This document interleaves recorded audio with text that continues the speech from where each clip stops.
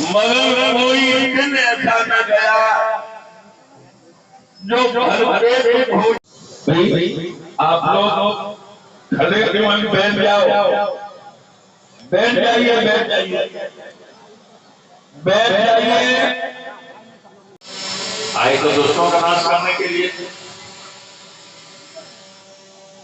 तो कंस से पहले जन्म के बाद तमाम राक्षसों ने मारने की कोशिश की। उनका विनाश करने के बाद फिर उन्होंने देखा घोर अन्याय हस्तिनापुर में हो रहा था धर्मराज युधिष्ठिर के साथ उनके भाइयों से। ऐसा नहीं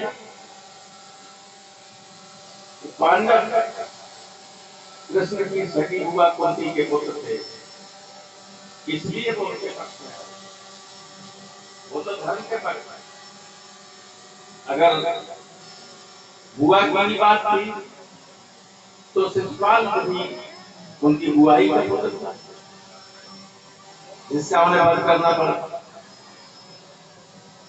लेकिन वो धर्म के साथ उन्होंने बार बार कहा और लोगों से कहा, अर्जुन से स्वयं कहा कि बात मैं तुम्हारा इसलिए साथ नहीं दे रहा कि तुम मेरी बुआ के, मैं तुम्हारा साथ इसलिए दे रहा हूं कि धर्म तुम्हारे साथ, धर्म की स्थापना की। गीता में उन्होंने युद्ध के दौरान, युद्ध शुरू होने से पहले जब दोनों की सेनाएं आमने सामने थी, कौरव और पांडव, और जब अर्जुन ने देखा तो कहा कृष्ण ये सब हमारा रथ दोनों सेनाओं के बीच में ले चलो, मैं देखना चाहता हूं कि मुझे किससे लड़ाई करी। तो उन्होंने देखा कि सामने पितामह, गुरु है, कुल गुरु है, भाई हैं, मामा है, भतीजे हैं, सारे रिश्तेदारी। तो उन्होंने कृष्ण ने कहा कि इनको मारने से हमें क्या लाभ, मैं ये नहीं करूंगा। उन्होंने अपना गाड़ी रखा।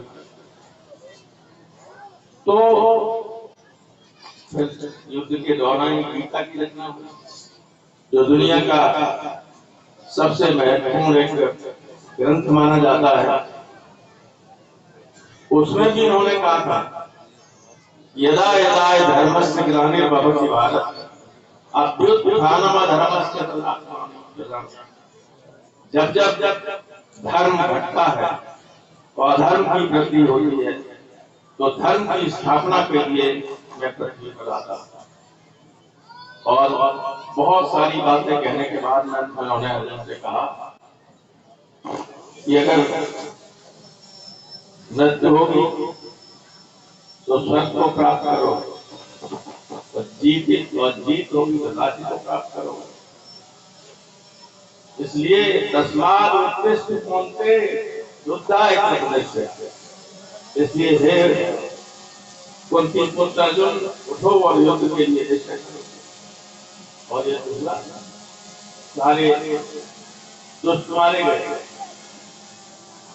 इससे पहले की एक कथानक है कि बलराम ने कहा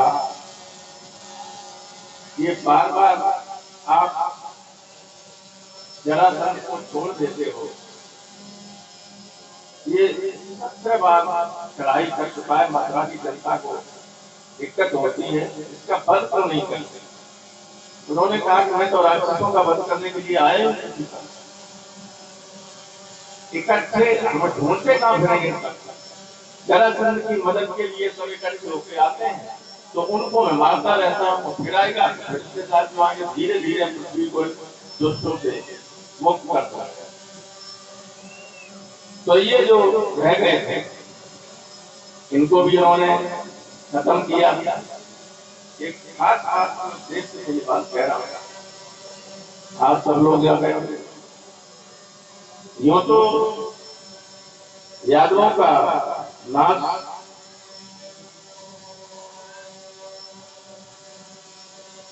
दुर्वासा ऋषि के साप के कारण में हुआ, और गांधारी के साथ होता। जब युद्ध खत्म हो गया महाभारत, तो कृष्ण द्वारिका वापस जाते, उससे पहले उन्होंने सोचा कि गांधारी जी प्रणाम करके चले, तो समझने गए। वे जानते थे गांधारी साफ रहने वाली। गांधारी ने आप दिया कि कृष्ण, जैसे तुम्हारी वजह से मेरे कुल में कोई पानी देने वाला नहीं रहा, वैसे ही तुम्हारी कुल का भी नाश हो जाए। तो कृष्ण ने कहा, यूं तो मैं सांप से परे हूं, मुझे कोई सांप नहीं लग सकता, लेकिन तो मैं चाहूं तो सांप को लगा सकता हूं, लेकिन आप बहुत बड़ी से पत्नी है, मैं आपके सांप को स्वीकार करता हूं। और ये कह के प्रणाम करके वो चले गए। हुआ ये था कि उसमें आया कि जब सब दुष्ट खत्म हो गए, तो बलराम ने कहा कि अब तो सब खत्म हो गए। तो उन्होंने कहा हम लोगों को चलने का वक्त आ गया, लेकिन अभी द्वारिका में यादव जो है वो भी दुष्टों की श्रेणी में आ गए हैं, सब उल्टा सीधा काम कर रहे हैं।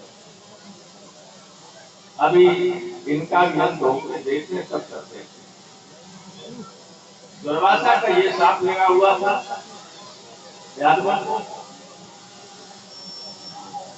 दुर्वासा गए द्वारिका। आप में से बहुत लोग जानते हैं, पढ़ा लिखा हुआ यादवों के लड़के बहुत खट थे, तो उन्होंने अपने पेट अंदर जो कपड़े पहनते थे नीचे कढ़ाई बांधा, और दुर्वासा से कहा जा रहे थे कि ऋषि महाराज इसमें क्या पैदा होगा। तो बहुत पहले कुछ नहीं था, फिर उन्होंने रास्ता काट के आ गया, बोले आपने बताया नहीं इसमें क्या पैदा होगा। तो उन्होंने कहा इसमें जो पैदा होगा।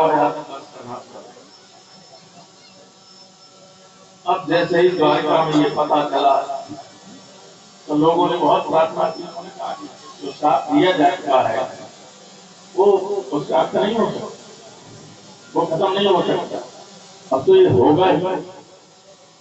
उस कढ़ाई को इन लोगों ने करा फेंक दिया। तो महाभारत के युद्ध के बाद ये नहाने गए, तो शराब पी के नहा रहे, लड़ने झगड़ने लगे। वो जो कढ़ाई इसके डाली थी, वो जो हाथी वाली पटेरा कहते हैं, उसके ऊपर जंगाई की कढ़ाई,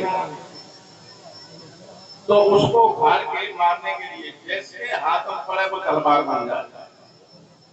पूरा यादव वंश का नाम कृष्ण फिर एक पीपल के पेड़ के नीचे बैठ गए। ध्यान अवस्था में बलराम से कहा जाइए आप भी, तो वो तो शेषनाग के अवतार थे, वो समुद्र में चले गए, बैठ गए। उनके पैर में एक बाण लग गया। वो कथा जानते हैं आप लोग, जानते हो आजकल बहुत खाटू श्याम का क्या हुआ? खाटू श्याम फरवरी भीम का घटोत्कच का पुत्र, उसको कृष्ण ने पूछा, दादा ये बताओ कि मैं अपराधेय बनना चाहता हूं, मुझे दुनिया में कोई हरा न सके। तो उन्होंने कहा गुरु का नाम लिया तो वहां जाए। वहां गए, कामाख्या देवी प्रसन्न हुई, उन्होंने 3 बाण दिए। गुरु ने बताया कि पहला बाण जो है, जब तुम इसको सिंदूर लगा के इसकी नोक पर जब भेजोगे, तो जितने दुश्मन है उन सबको चिन्हित कर देगा एक बार, और दूसरे बाण से सबको खत्म कर देगा। तो उसने गुरु से पूछा तीसरी जरूरत ही नहीं। तो जब कृष्ण से आशीर्वाद लेने गया, उससे पहले कृष्ण ने कहा मैं देखना चाहता हूं इन बाणों की क्या है। परीक्षा लेना चाहता हूँ कली। उन्होंने कहा कि पेड़ सामने खड़ा है, इससे मान लीजिए पत्ते, हर पत्ता हमारा दुश्मन है, तुम्हें इन सबका नाश करना। उसने मन पढ़ के पहला मान छोड़ा, हर पत्ते को वो चिन्हित कर रहा था। इस दौरान जब वो अपना आंख बंद करके मन पढ़ रहा था, उसने एक पत्ता तोड़ के अपने पैर के नीचे दबा दिया। सब पत्ते को छेदने के बाद वो आया और नीचे से इसके पैर में रख गया। तो उसने कहा, जी आपने दादा क्या किया, ये पत्ता आपके पैर के नीचे कैसे आया? बोले मैंने इसे छिपा लिया। तो उसने कहा था कि आप सावधान रहना, ये शरीर का हिस्सा आपका कच्चा है, इसमें कभी चोट न लगे। तो जो कढ़ाई का एक बहेलिया ने लगा लिया था इसके तीर की नोक के रूप में, वो उसने तीर चलाया, वो उसने देखा चमक रहा था, लगता हिरन है। तो वो बाण उसमें लगा और फिर किस्मती तो होनी थी, जानते थे सब कुछ यही होना, उन्हें तो जाना था वापस। तो कैसे ये लीला है, मैं आपको ये बताना चाहता हूं।